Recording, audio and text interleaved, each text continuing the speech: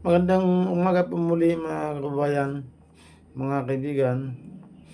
Sa umaga po ito, ang ating tatalakayin ay medyo naiiba. Ah, ako po ay hindi panatikong mamamayan kagaya ng karamihan sa atin mga vlogger ay mga nakapanig lang sa isang partido na mas madalas kahit mali na ay pinagtatanggol pa rin. Ako po ang paninindigan ko, kapag mali ay mali. Kapag naman ay tama ay sinasang-ayonan ko. Kahit sinong politiko mga kababayan ay gano'n ang pagtingin ko. Ngayon, magbibigay lang po ako ng aking kuro-kuro at opinyon sa mga tungkol sa araw-araw na nating nasasagap ng mga balita. Wala na pong ibang pinagkakaguluhan kundi ang tungkol sa nakawan dito, nakawan doon, nakawan sa pundo ng bayan. Halos araw-araw na ginawa ng Diyos. Yan na lang po ang laman ng mga ah, balita sa mainstream media at saka sa social media mga kababayan. Yan po ang mga kalungkot na nangyayari sa atin ngayon sapagkat simula pa nung nagkaisip ako, yan na po ang namamasdan ko. Pagmula pa kay Cory Aquino hanggang sa kasalukuyang gobyerno. Ako po, ang paninindigan ko sa ngayong may sakit na ako,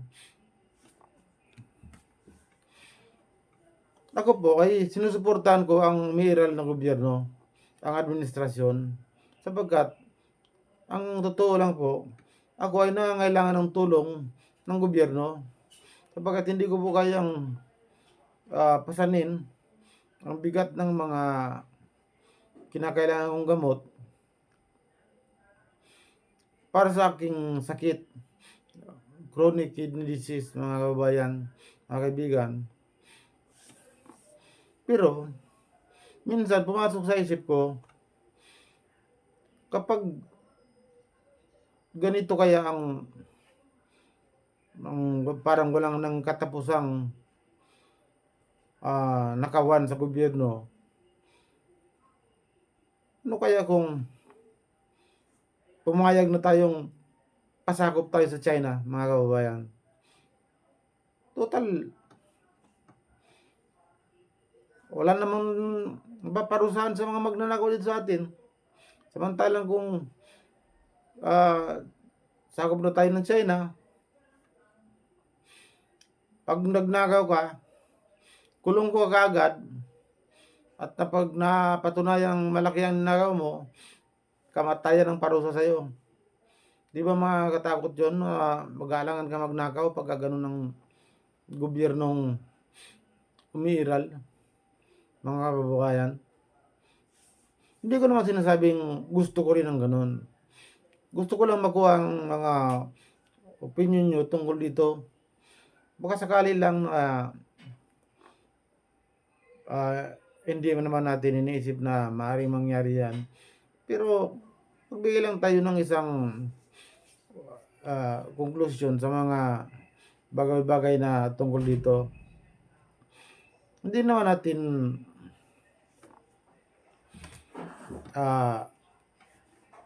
gusto ang ganun.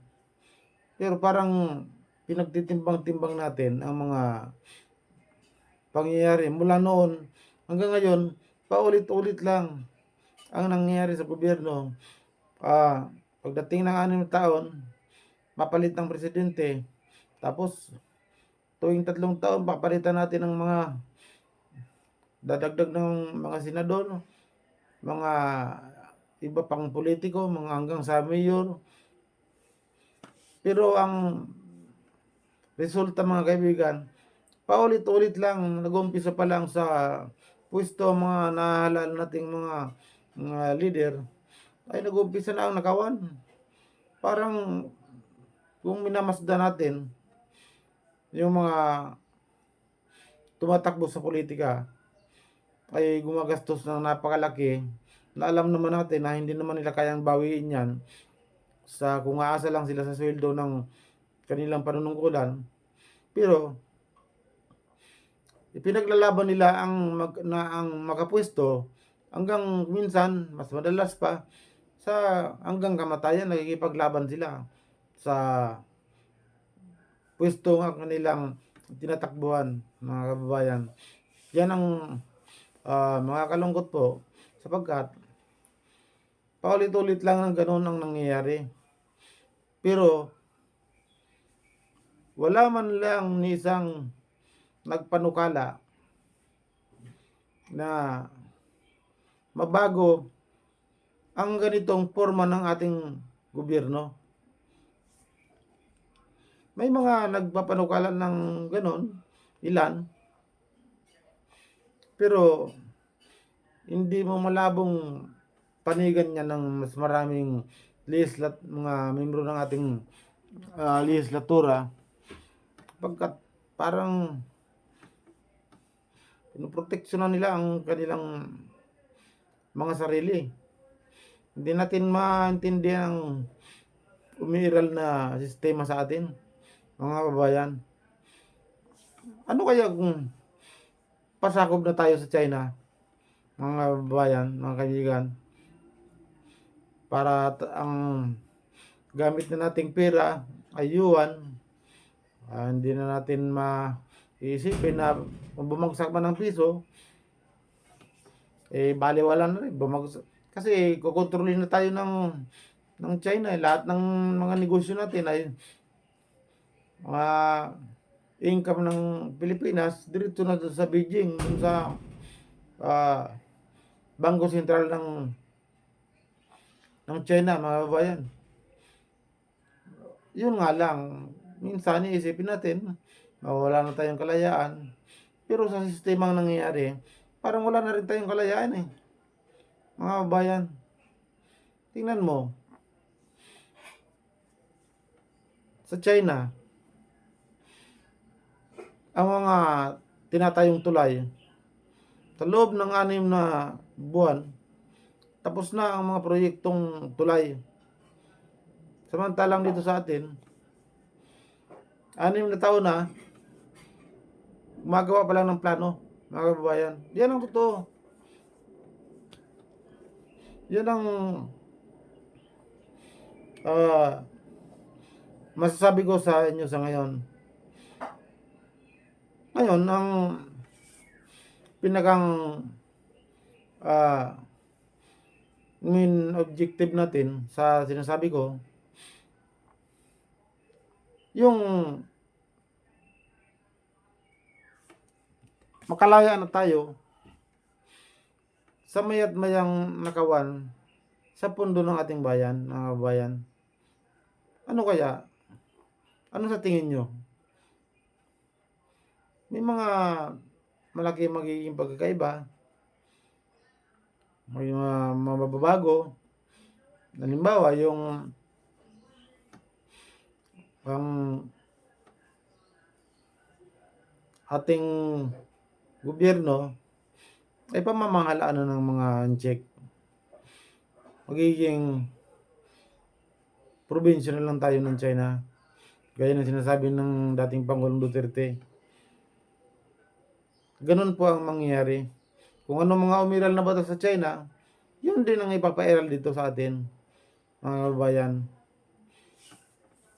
Nakikita natin sa ngayon ang katotohanan na ang China ay napakaunlad ng ang kanilang pamumuhay. Ang kanilang ekonomiya ay napakataas ng level ng kanilang ekonomiya. Halos ang katotohanan sinasabing pangalawa, pero sa tingin ko sila na ang nangunguna sa ngayon. Yan po ang katotohanan dyan. Siyempre, yung buong mundo ay kontrolado, ay minamaniobra ng dolyar. Kung kaya sa ngayon, ay sinasabi pa rin Amerika pa rin ang number 1 sa ekonomiya. Pero mga kaibigan, mga kabukayan, ang totoo niyan, baka China na po ang number 1 sa ngayon. Yan po ang tansya lang po natin yan. Hindi po yan ang, hindi ko po natin sinisiguradong yan ang totoo. Tansya lang po natin yan.